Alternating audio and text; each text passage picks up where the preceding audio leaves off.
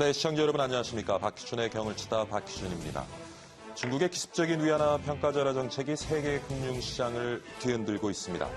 우리 증시도 더불어서 출렁였죠. 코스닥은 지난 7거래일 동안 10% 이상 급락하기도 했습니다. 이번 중국발 환율 쇼크를 두고 글로벌 환율 전쟁의 시작이다라는 우려도 나오고 있고요. 우리 수출 시장과 제조업의 큰 위기로 다가올 것이다라는 어두운 전망도 이어지고 있습니다. 일각에서는 세계 경제의 9월 위기설로 전이되는 모습인데 과연 우리 경제 이런 어둡고 어려운 전망 속에 어떻게 대응을 해 나가야 할지 걱정이 이만저만이 아닙니다만은 빨리 해법을 찾아봐야겠습니다. 오늘은 전문가 모시고요. 이 내용 집중 분석해 보도록 하겠습니다. 잠시 후에 돌아오겠습니다.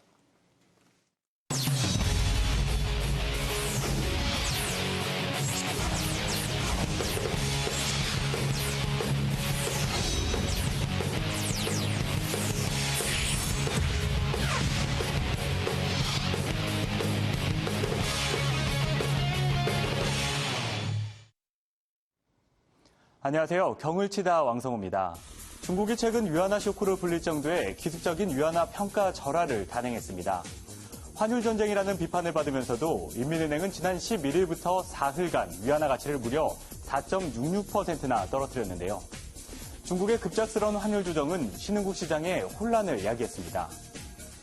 베트남 중앙은행은 자국 동화인 동화 기준 환율을 종전 달러당 21,673동에서 21,890동으로 1% 평가 절하하고 동화 1일 변동폭을 종전 2%에서 3%로 확대했습니다.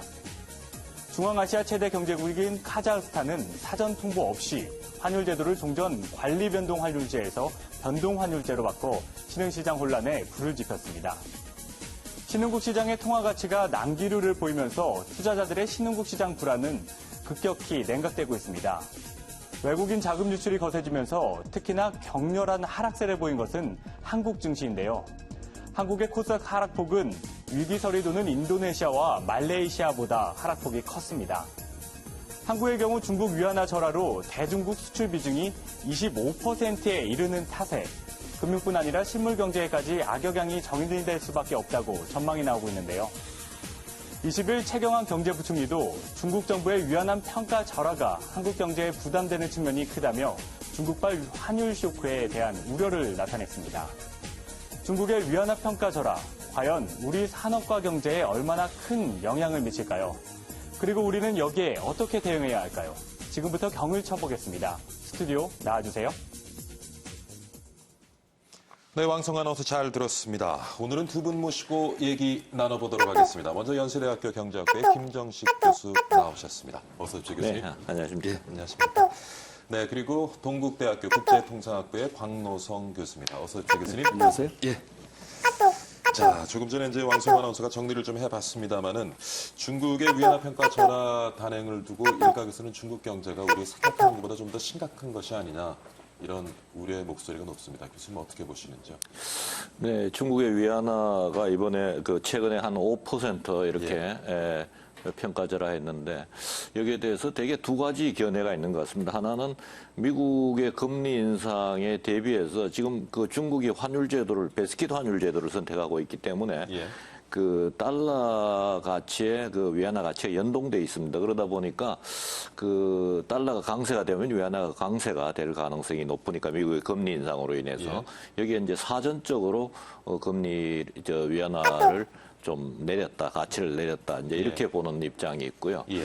두 번째는 이제 중국이 그동안 내수부양 정책을 통해서 경제를 살리려고 해왔는데 그 내수부양 정책으로 경제를 살릴 수가 없다는 걸 깨닫고 수출을 통해서 경제를 살려야 되겠다 이런 생각을 하면서 위안화 가치를 이제 평가 절상하고 그 다음에 일본과 같이 환율 전쟁에 동참했다 이런 견해입니다.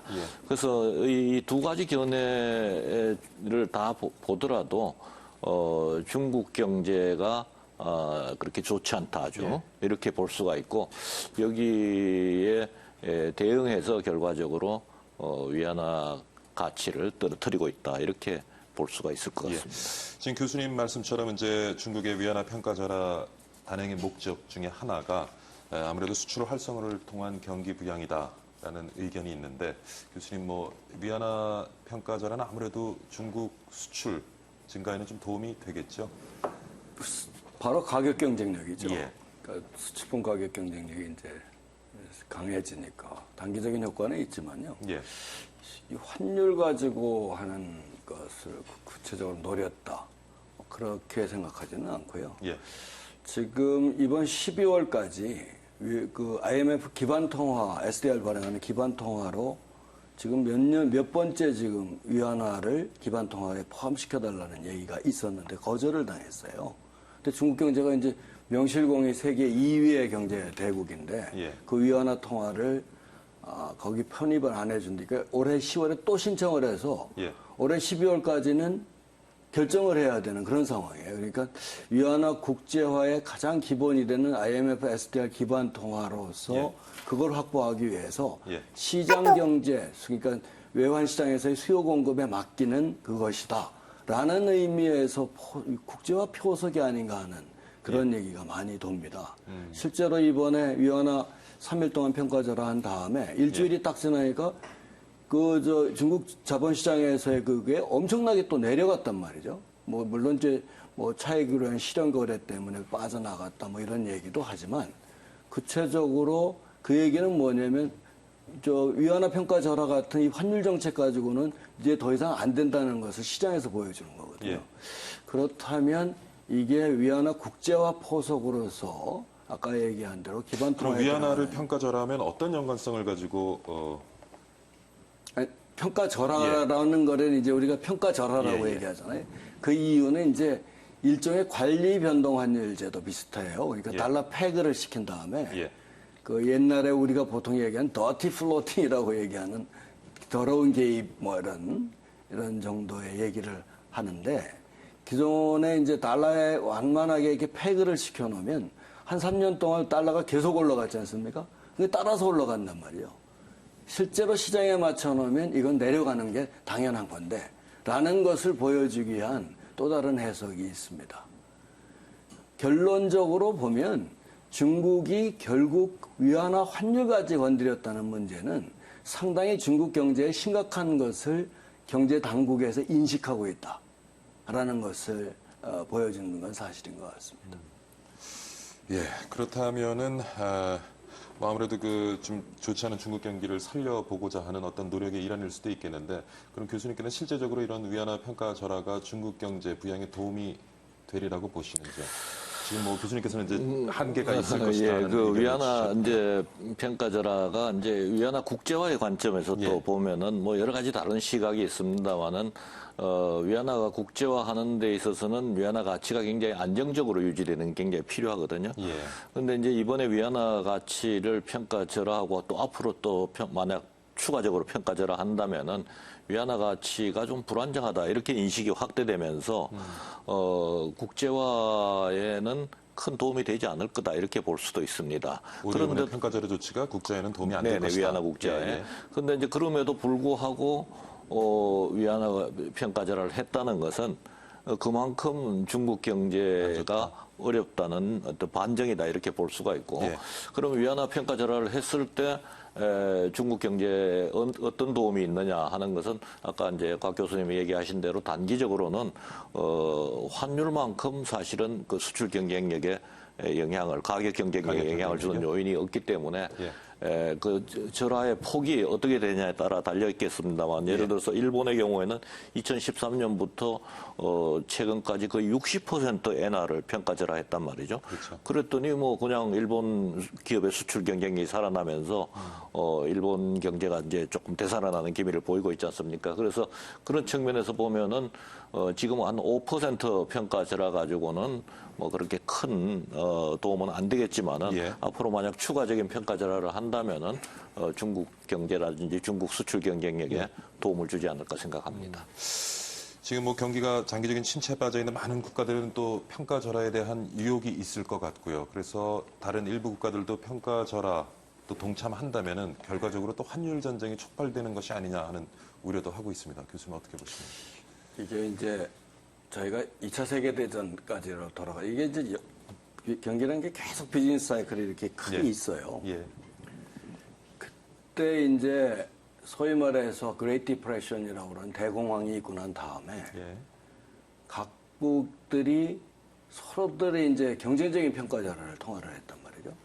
그 바람에 이제 블록화가 형성돼서 그 수입은 맞고 수출은 서로들 하려고 그러니까 그게 이제 환율이라는 게 제로섬 게임이에요. 내가 가격 경쟁률에서 그 보이지 않는 숫자 아닙니까? 내리면 내는 유리하고 상대방은 또 바일라터럴리 보면 손해를 본단 말이죠. 그게 이제 결국 어떻게 되냐면 보호무역 지력하고 블록화가 되면서 2차 세계대전을 촉발하는 원인이 되었다. 뭐 이런 얘기가 있다시피 지금 2009년 글로벌 금융위기 이후에 지금까지 벌써 6년이나 흘렀는데 예. 그동안 미국은 계속 이제 돈 풀어가지고 또 일본도 아베노믹스라고 해서 계속 돈 풀어가지고 이제 어느 정도 했단 말이죠. 예. 결국 그렇게 하는 과정에서 일본은 아까 우리 김정식 교수님 얘기하신 대로 한 60% 평가 절하가 이루어졌단 말이에요. 예. 그러면 가격 경쟁력이 지속적으로 일으켜졌기 때문에 우리가 같이 수출품 시장에서 우리가 고가품은 주로 일본하고 경쟁하고 저가품은 중국하고 경쟁하고 예. 이런 상황이라 양쪽 국가에서 이런 일이 벌어진다는 건 분명히 좋은 현상은 아니죠. 예. 만약에 환율 전쟁 같은 것이 또 일어난다고 하면 예. 이것은 가장 피해야 되는 게 환율 전쟁이거든요. 이게. 예. 뭐 핵폭탄만 피해야 되는 게 아니고 이거 서로들 죽이는 거니까. 이게. 예. 그래서 시장 경제에 따른 어떤 수요 공급에 따라서 자동 조절 장치가 작동하도록 이런 일은 일어나지 않았으면 하는 게 제 바람입니다. 예. 교수님 아까 서두에 이제 그 위안화가 달러에 좀 연계가 되어져 있기 때문에 뭐 9월로 지금 예상이 되는데 이제 미국에서 금리 인상을 할 것이다. 그걸 뭐 사전적으로 조금 어떻게 조치를 취하기 위해서 지금 이번에 위안화 평가절하를 했다 하는 말씀을 하시는데 그럼 반대 입장에서 중국이 위안화 평가절하한 상황에서 미국은 계획대로 9월 중에 금리 인상을 할 수 있을 것인지 어떻게 보시는지? 그는 이제 미국의 금리 인상은 대개 미국 경제를 최우선적으로 보고 미국이 이제 중앙은행이 금리를 결정하는데요. 미국 경제는 제가 볼 때는 처음에 이제 미국 글로벌 금융 위기가 발생했을 때는 이제 부동산 가격의 폭락 때문에 발생했는데 부동산 가격은 그 글로벌 금융 위기 전으로 완전히 회복됐습니다. 그래서 그랬고 그다음에 이제 금리 인상을 고려할 때 이제 고려하는 그런 그 부분이 이제 실업률하고 일자리 그다음에 이제 인플레이션율인데 일자리는 뭐 상당히 창출이 많이 돼 있는 걸로 그렇게 통계도 나와 있고 문제가 없다고 보고 있어요. 그런데 실업률이 아직도 조금 높다 이런 것이 이제 미국 연준이 금리를 결정하는 데 있어서 상당히 걸림돌이 되고 있고 인플레이션율도 조금 낮다 이렇게 보고 있는데 금리 정책을 쓸 때 그 인플레이션은 이제 그 사전적으로 쓰기 때문에 제가 볼 때는 인플레이션율은 뭐 큰 문제가 없을 것 같아요. 그런데 이제 실업률 때문에 조금 고민하고 있는 그런 상황인데 지금 세계 경제로 보면은 지금 굉장히 그 혼란스러운 상태에 있는 거죠. 그래서 뭐 우리가 일반적으로 삼각파도다 이렇게 얘기를 하는데 미국의 금리 인상, 중국의 위안화 평가절하, 그다음에 원자재 가격의 하락으로 인한 신흥시장국의 금융 불안 이렇게 해서 뭐 전체가 지금 우리나라를 포함해서 금융시장이 큰 불안 속으로 지금 혼란 속으로 들어가고 있는 이런 상황인데 미국이 물론 뭐 연준이 금리를 결정할 때 이런 부분도 고려를 하겠습니다만은 우선 최우선적으로 고려하는 게 이제 국내 상황이란 말이죠. 그래서 원래는 이제 9월 달에 금리를 올릴 걸로 9월 18일 우리나라 시간으로 9월 18일 오전 3시입니다. 금리를 올릴 걸로 이렇게 예상이 됐었는데 뭐 지금 들리는 그 뉴스에 의하면은 조금 연기될 수도 있지 않느냐 이렇게 보는데 만약에 연기된다면은 12월 달로 연기가 되는 거고 그렇게 보면은 연내 인상은 확실하다 이렇게 볼 수가 있을 것 같습니다. 교수님에게는 연내 인상은 확실하지만 시기 조정은 가능할 수도 있다. 9월일지 12월일지는 조금 불확실하지만은 연내 인상은 확실하고 그 금리의 인상 속도는 미국이 원래 금리를 인상할 때는 1990년부터 2015년까지 미국은 금리를 3번밖에 인상을 안 했습니다. 예. 그런데 그 3번 인상할 때 2번이 세계가 위기로 들어가게 됩니다. 1997년에 아시아 배안 위기와 예. 2008년에 글로벌 금융 위기죠. 그래서 금리 인상 폭이 굉장히 높습니다. 한 1년, 2년 사이에 한 3%, 4%를 이렇게 인상을 하는데 이번에는 뭐 미국 경제 회복 속도라든지 예. 그다음에 세계 경제 이런 여러 가지 침체 이런 상황을 고려할 때 그렇게 속도가 빠르지는 않을 것이다 이렇게 볼 수 있지만은 예. 여러 가지 미국의 상황으로 볼 때 금리 인상 시점이 가까워지고 있다 이렇게 볼 수가 있습니다. 지금 교수님께서 시작하셨듯이 미국에서 금리를 올릴 때마다 신흥국 시장에서는 위기가 왔고요. 지금 이제 중국 위안화 평가 절하와 미국의 금리 인상이 이제 맞물리게 되면서 신흥국 시장에 조금 이렇게 불안감이 많이 있는 것 같아요. 아무래도 금리를 올리게 되면 또 달러가 많이 빠져나가게 될 거고요. 그래서 신흥국의 외환 위기설 지금 끊임없이 제기가 되고 있는데 어떻습니까, 교수님?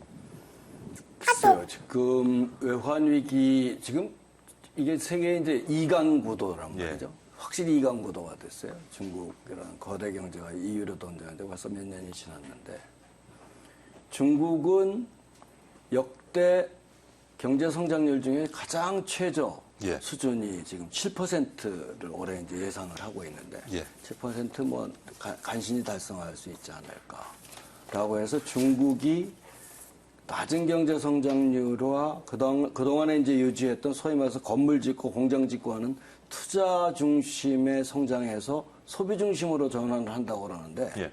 지금 실제로 유효 수요는 굉장히 작아요. 예. 그러니까 이제 자동차 판매나 중국은 하도 통계가 이제 믿을 수가 없는 통계가 많기 때문에 한데 전력 소비량, 예. 소비율을 보면 오히려 7월 달에 전년 동기보다 한 1.3%, 4% 감소한 이런 상황입니다. 예.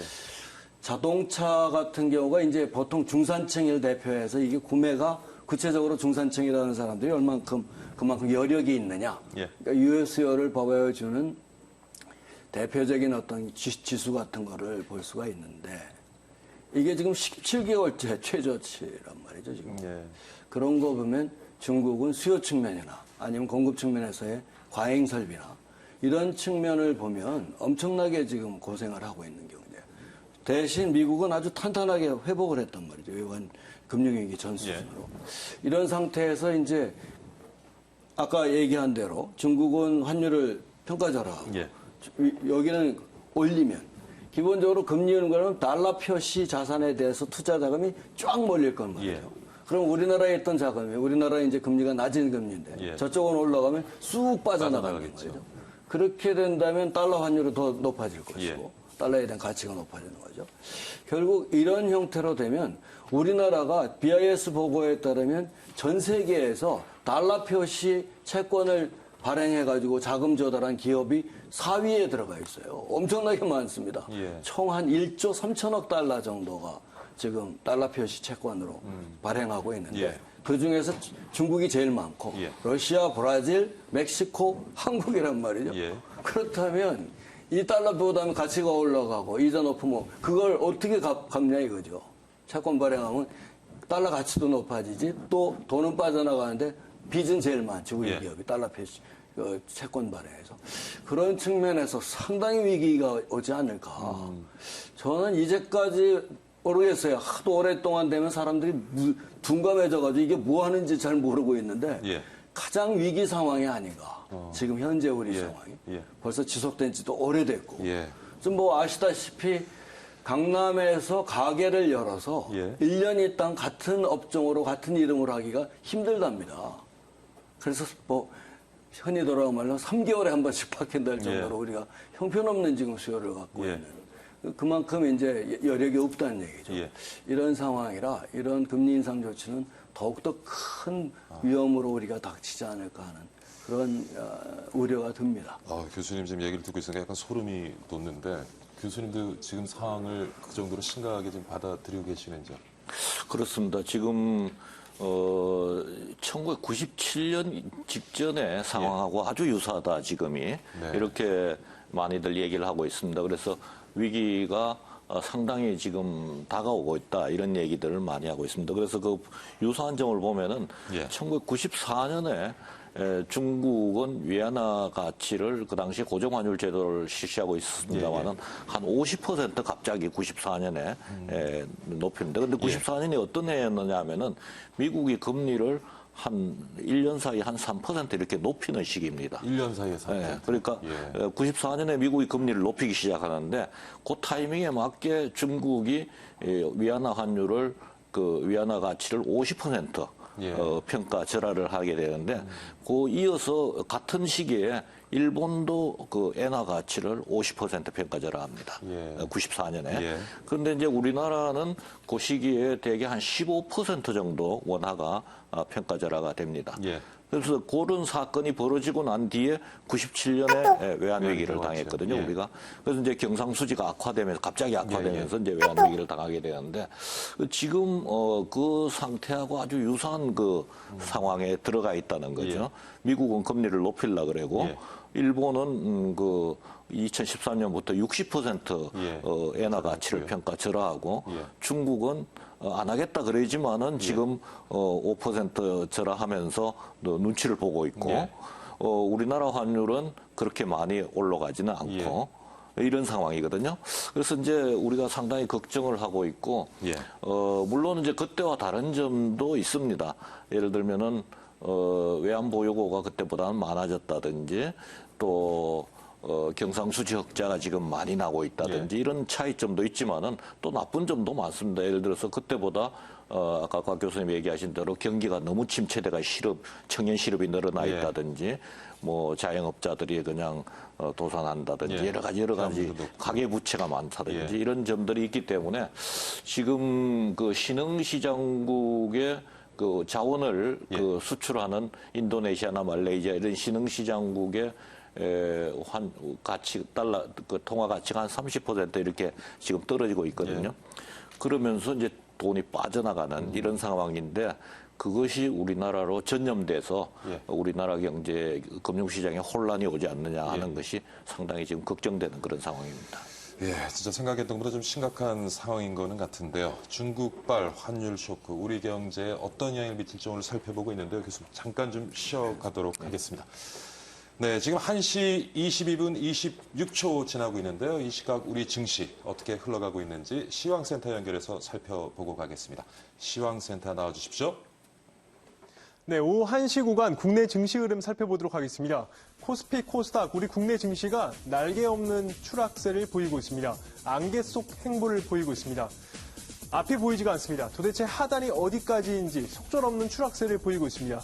코스피가 5거래일 연속 하락하면서 현재 2% 급락세를 보이고 있는데요. 2.18% 하락한 1872.73포인트를 나타내고 있습니다. 7개월 만에 1900선이 붕괴가 됐고요. 개인이 투매세에 가세를 하고 있습니다.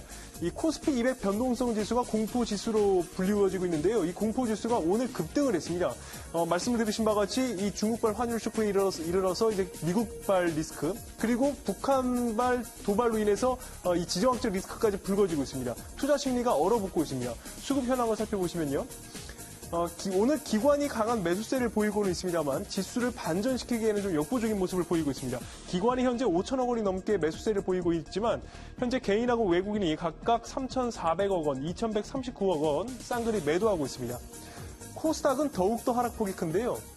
위안화 평가 절하 단행 이후 세계 주요 증시 가운데 코스닥의 하락폭이 가장 큰 것으로 나타났습니다. 오늘 5.49%에도 폭락세가 연출되고 있습니다. 620선을 겨우 사수하고 있는 모습을 보이고 있는데요. 수급 현황을 살펴보시면요. 코스닥에서도 현재 외국인과 기관이 쌍둥이 매수는 하고 있습니다. 그런데 지수가 이렇게 큰 폭으로 하락한다는 것은 아무래도 기업들의 실적과 더불어서 기업들의 펀더멘탈 자체가 현재 주목을 받고 있고 투자 심리가 살아나고 있지 않다는 모습인데 현재 개인이 908억 원을 팔아치우고 있고 외국인하고 기관이 각각 467억 원, 324억 원 동반 순매수를 나타내고 있습니다. 자, 종목을 살펴보시면요. 일제히 파란불을 켜고 있습니다. 코스피 시가총액 상위 종목별 흐름, 삼성전자가 2.46% 급락하고 있습니다. 111만 1,000원을 가리키고 있습니다. 삼성전자는 갤럭시 노트 5, 삼성페이 이러한 신규 서비스 그리고 신작이 출시가 되면서 모멘텀으로 작용할 수 있을 것이다라는 기대감이 있었으나 지수 자체가 그리고 시장 자체에 먹구름이 들이오면서 삼성전자가 현재 급락세를 보이고 있고요. 현대차 위안화 평가 절하에 있어서 가장 큰 수혜를 볼 것이다라는 것이 현대차였습니다. 그런데 현대차 2.35% 급락하고 있습니다.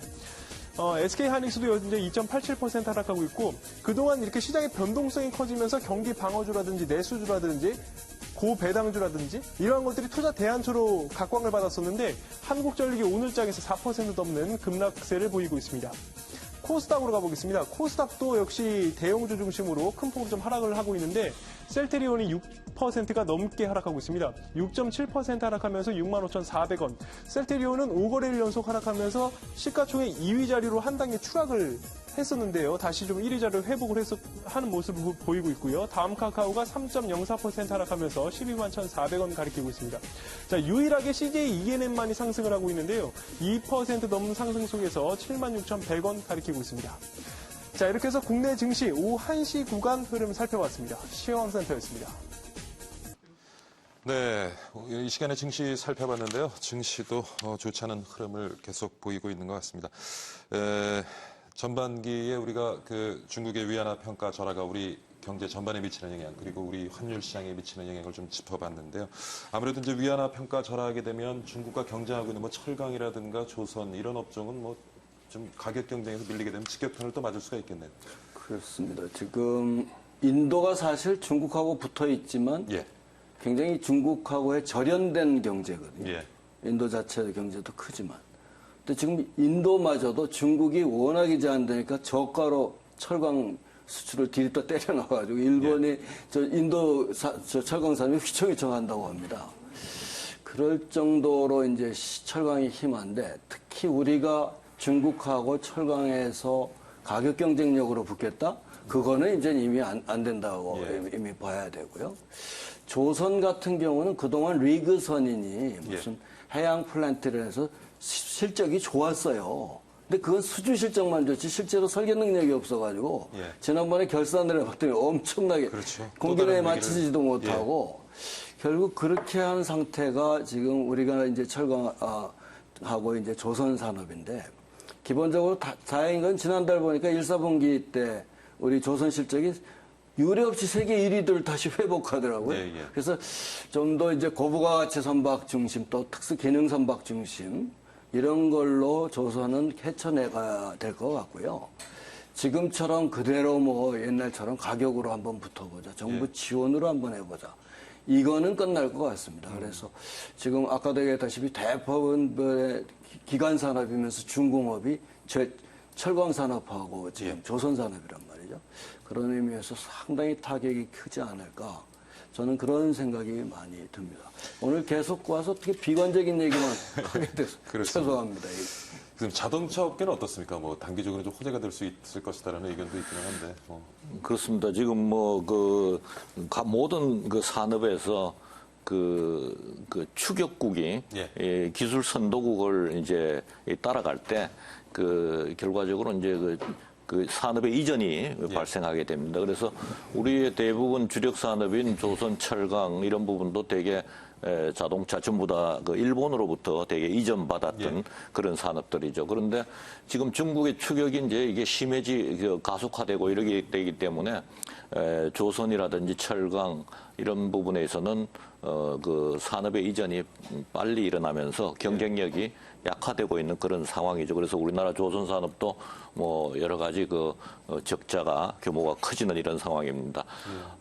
자동차 부분은 그래서 이 산업의 이전을 저는 일본에서 우리나라로 이전해주는 일본의 경험을 잘 보면은 전망이 보이지 않느냐 이런 생각을 합니다. 그래서 자동차의 경우에는 일본의 도요타 자동차라든지 아직도 건재하고 있으니까 그런 측면에서 보면은 우리나라 자동차 산업이 조금 그래도 경쟁력을 유지할 수 있지 않느냐 중국의 추격에도 불구하고. 그런데 이제 과거와 달리 이게 추격의 속도가 굉장히 빨라지고 있기 때문에 기술 이전 속도가 빨라지고 있기 때문에 최근에는 이제 중국의 자동차 산업도 굉장히 많이 우리를 따라오고 있다 이런 얘기들을 많이 하고 있지 않습니까? 그래서 이제 자동차나 그다음에 전자 이런 부분도 우리가 굉장히 좀 염려를 해야 되는 상황이다. 이렇게 저는 생각을 하고 있고요. 소니 같은 경우에도 일본의 소니 같은 경우에도 뭐 영원히 그렇게 잘 될 걸 같았지만은 결과적으로 삼성이 소니를 추월했지 않습니까? 그래서 이제 그런 측면에서 보면 우리가 자동차 전자 부분을 우리가 조금 더 경쟁력을 높이기 위해서 노력해야 된다 이런 생각이 들고, 근데 이제 이런 산업의 이전에 추가해서 그 경쟁력을 지킬 수 있는 방법 중에 하나가 단기적으로는 환율 부분인데 가격 경쟁력이죠. 근데 지금 이제 중국이 그 위안화 평가절하를 만약 추가적으로 더 한다면은 일본은 뭐 엄청나게 지금 엔화를 평가절하했기 때문에 우리가 일본한테 굉장히 피해를 입고 있는 상황에서 상당히 그 자동차나 전자 부분까지도 영향이 있지 않느냐 저는 그렇게 봅니다. 그래서 그런 측면에서 우리가 환율 정책을 써야 되지 않느냐 이렇게 보는 거죠. 예, 중국의 위안화 평가절하가 우리 경제를 받치고 있는 주요 산업에 미치는 영향을 쭉 봤는데요. 아무래도 대기업보다는 또 중소기업 더 영향을 좀 많이 받지 않을까 싶은데 어떻습니까? 중소기업들이 이제 소위 말해서 우리 쉽게 얘기해서 중소기업이 중국에 진출해서 거지 안 된 기업이 없다고 합니다. 예. 대기업 몇 개 살아남았는데 최근에 이제 롯데 사태에서 보듯이 중국에 진출한 대기업마저도 엄청나게 잃어요. 이번에 왜 두 형제들 사이에 원래 이제 신동빈 회장한테 주어졌다가 갑자기 동주 형이 이제 들고 일어난 이유가 저 중국 투자에서 1조 원 잃은 걸 보고 안 했다고 그걸 빌미로 이제 얘기를 할 정도로 중국 시장이 결코 만만한 시장은 아니거든요. 특히 중소기업처럼 정보나 자금력, 기술력 없는 중소기업들은 어림도 없습니다. 그래서 아까 모두 얘기했다시피 중국에서 거지 안 된 중소기업 없다고 할 정도로 어렵습니다. 그래서 중국 자체에서의 어떤 시장에서의 경쟁보다는 중소기업이라는 게 자기의 독특한 경쟁력, 사실면서 기술 중심 중소기업이라든지 특정 분야에서의 전 세계 인류가 되는 어떤 그런 면모나 기술력이 없으면 이건 타격 규모는 엄청나게 클 겁니다. 아마 중국하고 그대로 붙으면. 특히 중국이 이제 위안화 평가 절하를 계속 앞으로 하게 된다면. 근데 이제 이유는 좋아요. 왜냐하면 그동안 완만한 달러 패그였다가 이것을 달러가 올라가면서 우리가 따라갔기 때문에 자유변동, 그러니까 주로 IMF 아까 그 SDR의 기반 통화를 거절한 이유 중에 하나가 개입을 했다 이거거든요. 시장의 상황에 넣지 않고 개입을 했기 때문에 안 된다. 라고 얘기를 했는데 그래서 시장에 맡겨놓는다고 지금 선언했단 말이에요. 그렇게 됐을 경우에는 앞으로 더 절하될 가능성이 훨씬 크죠. 왜? 그동안 달러가 계속 올라갔기 때문에. 그렇게 된다면 중소기업들은 형편없이 당하죠. 만약에 중국 시장만을 노린다면. 중소기업에 대한 걱정도 이만저만 했는데 지금 말씀 중에 중국의 추가적인 위안화 평가 절하를 언급을 하셨는데 교수님께서도 추가적인 위안화 평가 절하 이루어지리라고 보시니까? 그렇습니다. 중국이 저는 뭐 추가적인 그 위안화 평가 절하를 할 걸로 그렇게 보고 시점이 언제냐 그리고 그 폭이 언제냐 이런 것들이 이제 문제다 이런 생각을 하고 있고 그 배경에는 중국 경제가 과거에는 값싼 임금으로 이렇게 그 수출 경쟁력을 가질 수가 있었는데 지금은 이제 임금도 많이 올랐고 뭐 우리가 루이스 터닝 포인트다 이렇게 우리가 일반적으로 얘기를 합니다만 그 어떤 임금을 통해서 경쟁력을 확보하는 시기는 이제 지나가고 있기 때문에 중국 경제 둔화될 수밖에 없고 여기에 대해서 중국이 기술력으로 이것을 커버하기 전까지는 결과적으로 환율로 가격 경쟁력을 유지하는 수밖에 없다 이렇게 볼 수가 있고 그 작년에 미국에서는 미국 경제학자들은 이미 중국의 이와 같은 그 성장 둔화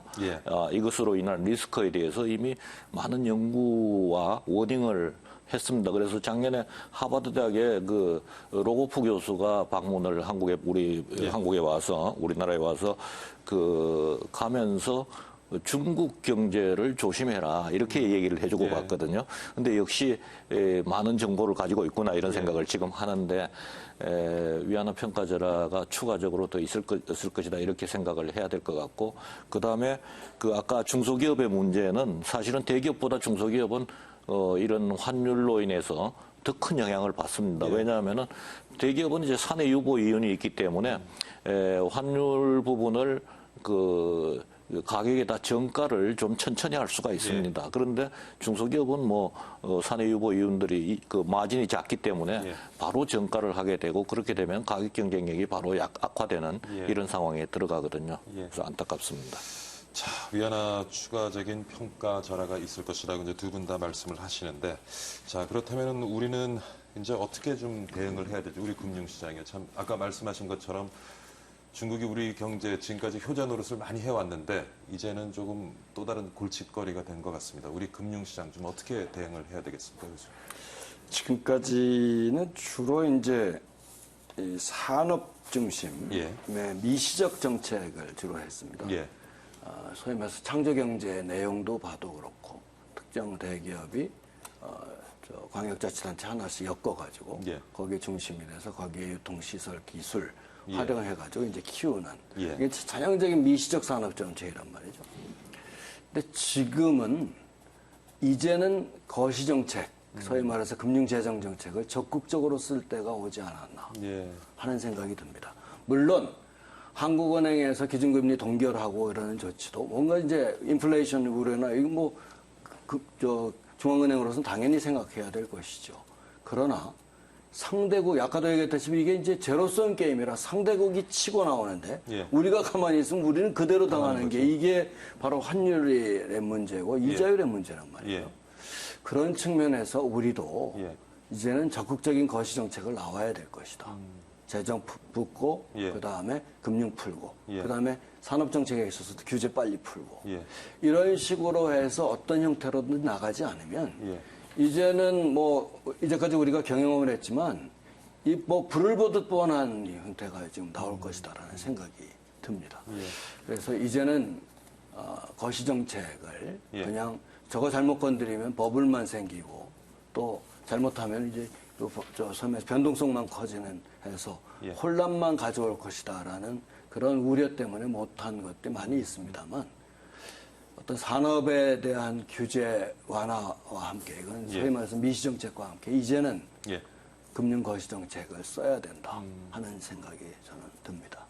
사실 뭐 일본이 돈을 풀고 미국이 돈을 풀고 할 때도 우리가 좀 소극적인 자세를 보이긴 했었고요. 지금 이제 중국마저도 위안화 평가절을 하고 있는데 적극적인 지금 정책으로 좀 대응을 해야 된다라고 말씀을 하십니다. 교수님께서는 어떻게 보십니까? 물론 뭐 적극적인 정책 대응이 필요하다 이렇게 볼 수가 있고요. 곽 교수님 말씀하신 대로 이제 정책은 크게 두 가지로 저는 보고 있습니다. 하나는 수출 경쟁력을 유지하는 정책. 그래서 수출이 그렇게 지금 내수가 침체되어 있는 상태에서 수출까지 지금 침체되면은 우리 경제 굉장히 어려워지기 때문에 수출 경쟁력을 유지하는 정책, 확보하는 정책과 그다음에 두 번째는 이제 자본 유출을 막는 정책. 자본 유출에 대해서 자본 유출로 인해서 어떤 외환의 부족이라든지 외환 위기가 발생하는 것을 좀 피해야 되는 그런 측면에서 봐야 되는데 수출 경쟁력을 확보하는 정책으로는 되게 크게 지금 논의되는 게 이제 금리 정책하고 환율 정책입니다. 그런데 이제 금리 정책은 여러 가지 문제점이 또 많습니다. 일본 같은 경우에는 이제 금융 통화 정책도 돈을 이렇게 푸는 정책을 써가지고 양적 완화 정책이죠. 그렇게 해서 이제 환율을 이렇게 높였지 않습니까? 엔화 환율을 높였는데, 근데 우리나라 돈은 이제 국제 통화가 아니기 때문에 일본과 달리 이 금리 정책을 돈을 풀어도 그 환율에 크게 영향을 제한적이죠. 미치지 않는 이런 문제점이 있고요. 또 지금 이제 가계 부채가 굉장히 많지 않습니까? 또 금리를 내렸을 때 여러 가지 부동산 가격이라든지 이런 자산 가격 버블 예. 예. 이런 문제가 있기 때문에 사실은 금리 정책을 쓰는데 상당히 한계가 있습니다. 여의치가 우리나라 않군요. 한국은행 예. 입장에서는. 그래서 지금은 이제 금리를 또 많이 내렸지 않습니까? 물론 이제 내년도 경기가 지금 위안화 평가 절하를 만약 추가적으로 한다든지 5% 더 절하한다든지 이러면은 내년도 성장률이 뭐 한 2.5% 이렇게 수준으로 떨어질 것이다 이런 전망들이 많이 나오고 있습니다. 예. 그렇게 된다면은 뭐 금리를 추가적으로 또 인하해야 될지는 모르겠습니다만은 금리 정책에는 상당히 한계가 있다 이렇게 예. 볼 수가 있고 환율 정책도 상당히 또 한계가 있습니다. 예. 왜냐하면은 경상수지 흑자가 우리가 이제 원유하고 원자재 가격이 떨어지다 보니까 예. 원유와 원자재를 많이 수입하는데 예. 그 수입 금액이 줄어들어가지고 그래서 지금 경상수지 흑자가 지금 문제죠. GDP의 7%뭐 이렇게 나고 있는 상황이거든요. 예. 그러다 보니까 외환시장 개입을 할 수 없는 그런 상황입니다. 그래서 환율을 높이기도 예. 뭐 지금은 이제 자본의 유출이라든지 이런 걸 한국 경제의 불안감 때문에 환율이 높아지고 있습니다만은 예, 예. 만약 이런 사태가 좀 진정이 된다면은 예. 환율을 높이기도 상당히 어려운 그런 상황이다. 이렇게 볼 수가 있습니다.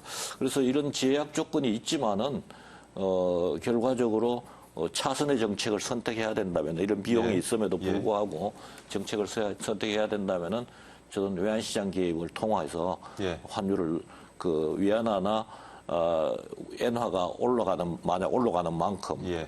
환율을 높여야 되지 않느냐. 그런 생각을 외환시장에 개입해야 된다. 하고 있습니다. 교수님도 동의하시는지요? 제가 아까 얘기한 거시금융 정책이라는 것, 예. 확장적인 게 바로 저 얘기거든요. 근데 리스크를 그동안 하도 우리나라가 당해봐가지고 예. 너무 따져요. 예. 물론 제가 리스크를 무시하다. 그것만큼 바보 같은 경제학자는 없겠지만, 예.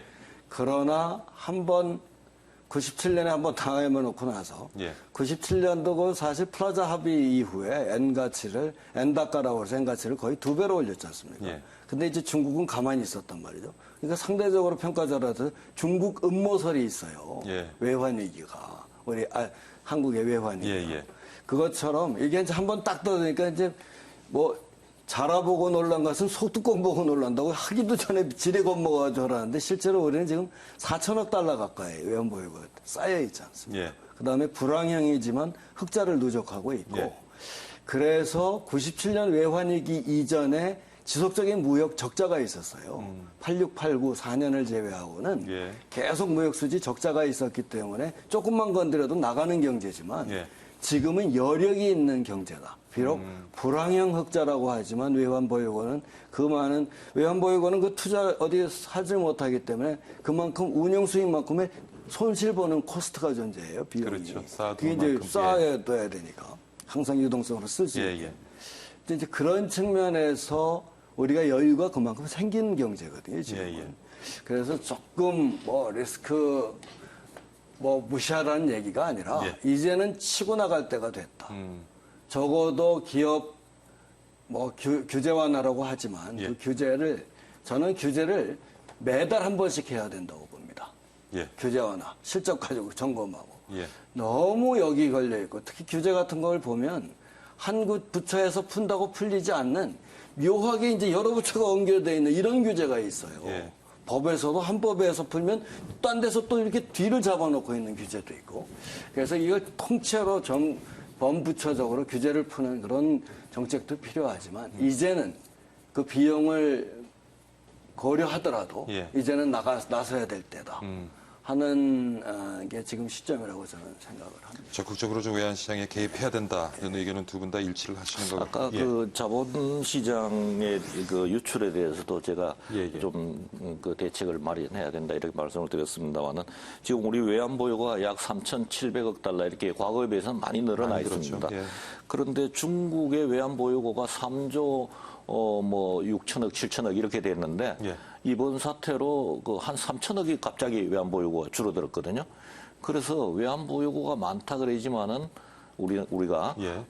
지금 우리나라에 들어와 있는 이런 주식 투자 자금이라든지 예, 예. 여러 가지를 고려하면은 만약 빠져나가기 시작한다면은 예. 자본 유출이 생기기 시작한다면은 외환보유고 가지고 막기가 쉽지가 않을 않다 것이다. 이런 생각이 들고 예. 아까 이제 그러면 어떻게 됩니까?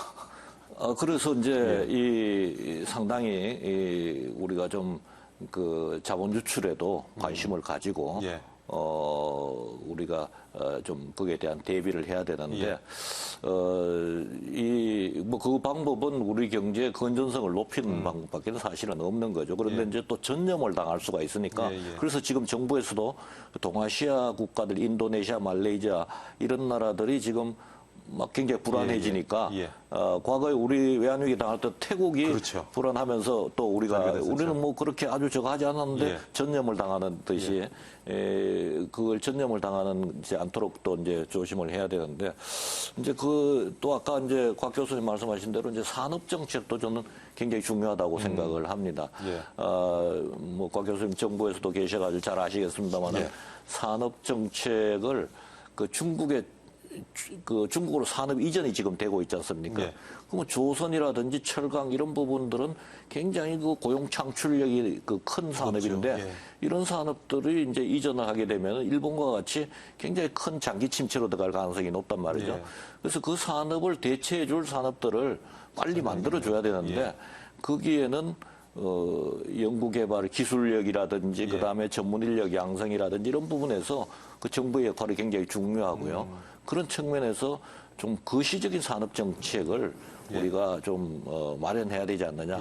저는 산업부의 역할이 굉장히 중요하다. 지금 중요한 시기다. 이렇게 볼 수가 있고 지금은 이제 정부에서 노동시장 계획을 굉장히 강조하지 않습니까? 그거와 동시에 기업이 또 해줄 수 있는 일자리를 마련하거나 이럴 수 있는 그 부분의 대책이 좀 더 필요하지 않는가 생각을 합니다. 우리가 달러도 가져가게 됐습니다. 달러가 이렇게 나가는 것을 좀 막기 위해서 지금 여러 가지 이제 안을 갖다가 얘기를 해주셨는데 그 부분에 대해서는 뭐 교수님도 동감을 하시죠. 늘 얘기하시던 부분인 것 같아요. 달러는 기본적으로 예. 이게 이제 정부 보증 채권 같이 이제 따라서 우리가 외환 보유고를 반드시 써야 되는 게 있고 그 기업이 자체로 신용 얻은 거 이런 경우는 달러 우리가 그 외환 보유고하고는 상관이 없는 항목이에요, 사실은. 이제 그런 측면을 고려해 볼 때 지금 외환 보유고 3,700억 달러 이렇게 작은 건 아니다라는 생각이 들어요. 특히 그 외환 보유에 따르는 코스트가 굉장히 우리 경제 규모에 비해서 크거든요. 그런 측면에서는 그렇게 우려할 만한 것은 아니라고 생각이 되는데 기본적으로 우리 경제가 문제하는 건 이제 성장 동력 산업을 잃어가고 있다라는 거거든요. 옛날에 이제 90년대 들어와서 전자, 2000년대 들어와서 IT, 뭐 이렇게 해서 이제 바뀌는 산업을 끌어왔던 동력, 소위 말해서 한국 경제가 선진 경제로까지 올라오는 그 동력 산업들이 있었단 말이에요. 근데 이것들이 이제 힘을 잃어가고 있고, 힘을 잃어가는 여러 가지 원인이 있겠습니다만은 기본적으로 다 추격하고 있는 나라들이 워낙 빨리 추격을 하고 있다는 점이죠. 옛날에 우리가 소위 말해서 반도체 같은 경우는 6개월만 하면은 예를 들어서 100달러짜리가 6개월 딱 지나면은 반으로 떨어지고 1년이 지나면 30분의 1로 떨어진답니다. 이게 반도체라고 그래요. 근데 이제 그 속도가 점점 빨라지고 있으니까 그렇다면 계속 새로운 걸 만들어내야 된다는데 빠른 주기로 이런 걸 대체하지 못한다는 데 이제 한국 경제의 문제에 근본적인 게 있죠. 지금 아까 조금 전에 얘기하신 바와 같이 노동시장 개혁이라는 것도 그런 의미에서 생각해야지. 지금 세대 간 격차라는 게 엄청나게 심하고 있단 말이에요. 기존 분들은 퇴직 안 하면 뭐 OECD 보고서에 따르면 오히려 노령 인력의 고용 연장이 청년 인력의 실업을 높이지는 않는다. 이건 보완적인 관계지 그건 아니다라는 보고가 나와 있긴 합니다만 단기적으로 보면 정년 연장되면 새로운 인력 안 뽑을 거고 하는 측면에서 바로 이제 문제가 있는 거죠. 그렇게 측면에서 본다면 단기적으로 어떤 노동시장 개혁도 하고 하지만 유턴하는 우리가 그동안 엄청 나가 있었어요. 근데 미국이 소위 말해서 유턴 기업들한테 엄청난 인센티브를 주거든요. 정부에서. 그다음에 일본도 최근에 유턴하는 그걸 독려를 하면서 도요타 공장들이 지금 해외에 있던 게 막 들어가고 있습니다, 지금. 그런 것처럼 이제 새로운 동력을 찾을 때까지 단기적으로는 우리나라가 너무 나가 있습니다. 1년에 이제 투자하고 있는 걸 한 5년 평균으로 하면 해외 투자가 국내 투자의 4배, 5배씩 가는 나라가 우리나라입니다. 해외 그만큼 거기에 더 공장을 짓고 거기에 고용을 창출한다는 얘기죠. 그래서 이제 유턴을 할 수 있는 단기적으로는 예. 그런 인센티브를 제공하고 하는 것이 중요하다. 80년대 후반에 우리 기업이 왜 나갔습니까? 그거는 고비용. 그렇죠. 고비용 때문에 나갔단 말이죠. 노조 데모하고 공장 멈추고 그다음에 두 자릿수 임금 인상 주장하고 이러니까 나갔는데 이제는 노동시장 개혁이라는 것도 그런 측면에서 안정이 되면 예. 다시 들어오는 기업들을 만들어야 당분간 새로 성장 동력 상수를 새로 하기 전까지는 살아남을 수 있다는 얘기죠. 만약에 지금 우리가 대외 경제 상황이 이런데 그거마저도 안 하면 우리는 뭐 끝까지 모르는 그러니까 앞으로 성장 동력 창출된 씨앗도 크기도 전에 아예 잘라버리고 무너진 경제가 돼버리면 예. 이거는 우리 후손한테 큰 폐악이죠, 폐악. 예, 오늘 참 뭐 말씀을 듣다 보니 계속 한숨만 나오는데 오늘 중국발 환율 쇼크에 대해서 우리가 미시적으로 거시적으로 어떻게 대응을 해야 될지 지금 고민을 해보고 있습니다. 시간이 어느덧 거의 다 된 것 같아요. 1분 정도 남았는데요. 교수님, 앞으로 좀 어떻게 우리가 가야 될지 정리를 좀 한번 해주시죠. 네, 아까 산업 부분에서는 이 서비스업도 중요하지만은 사실은 서비스업은 그 경제학에서는 이제 거의 비교육제다 해서 굉장히 수출하기 어려운 그런 산업입니다. 그래서 그런 면에서 보면은 제조업에 우리가 관심을 더 많이 가져야 될 필요가 있다. 유턴하는 기업을 받아들이는 데 그렇게 해야 될 필요가 있다. 이런 생각이 들고 그다음에 자본 유출에 대해서는 뭐 여러 가지 방법이 있습니다만 금리를 높인다든지 채권 자금의 유출을 막기 위해서 주식 시장에서는 경기를 좀 부양시킨다든지 또 뭐 이런 부분들이 있습니다만은 다 제약이 있기 때문에 쉽지 않은 정책입니다. 그렇지만은 어쨌든지 간에 자본 유출을 막을 수 있는 그런 정책이 필요하다 이렇게 볼 수가 있습니다. 오늘 중국발 환율 쇼크, 우리 경제 어떻게 대응해야 될지 연세대학교 경제학부의 김정식 교수 그리고 동국대학교 국제통상학부 광노성 교수 두 분 모시고 많은 고민 함께 해봤습니다. 오늘 출연 감사드립니다, 교수님. 말씀 감사드립니다, 교수님. 예. 자, 그리스 위기에서 중국의 경제 둔화까지 글로벌 악재가 아주 첩첩산중으로 이어지고 있습니다. 이 때문이지만 어제 한 기관에서 발표된 우리 경제의 3, 4분기 전망도 여전히 암울하다는 소식입니다. 이런 소식만 접하다 보면 정말 살얼음판을 걷는 것처럼 불안함이 더욱 커지는 것 같습니다. 오늘 여러 가지 말씀 나눠봤지만 우리 경제 위기를 대외 악재 탓으로만 돌리기보다는 악재에도 흔들리지 않는 근본이 개선되는 좀 더 집중해야 하지 않을까 하는 생각을 가져봅니다. 물론 뭐 원론적인 얘기겠죠. 자, 박기준의 경을 치다. 오늘은 여기서 줄이겠습니다. 저는 다음 주에 다시 건강한 시간, 건강한 모습으로 찾아뵙도록 하겠습니다. 시청해주신 여러분 감사합니다.